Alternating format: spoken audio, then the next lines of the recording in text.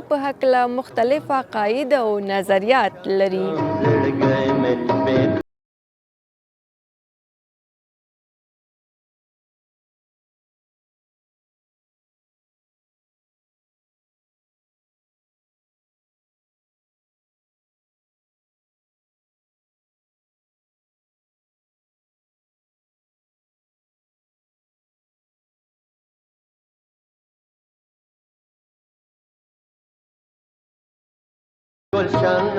پسرلی به ستا له کبره خواره شي، په زرغونو جستو دې مات کړل زیړ ګلونه. راغلی بیا هغه دوران دی، که څوک د ګلو سیل کوي باغ ته دې ځینه. د پسرلي په راتلو پوه شوم، جینکو راوړل په اوربل کې زیړ ګلونه.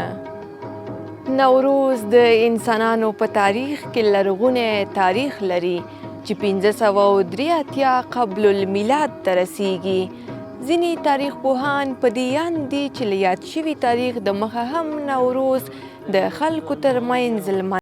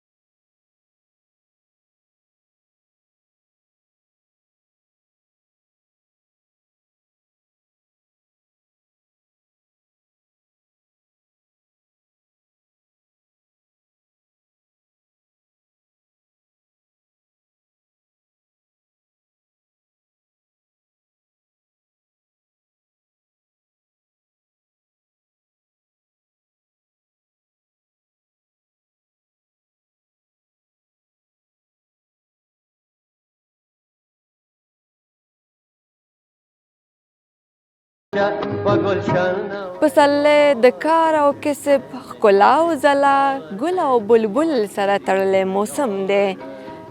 خوشحال خان خټک، رحمان بابا او ګڼو نورو شاعرانو نوروز، نوی کال، ګل او پسرلی په خپلو شعرونو کې یاد کړی دی. په راتلو در سره ډېره خوښي راوړه، په خوشحال خټک دې قدر دی نوروزه.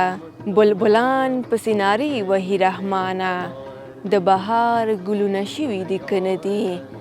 د نوروز مینت په باغ دی په صحرا هم، نورانیږي له فیضه هغه دا هم.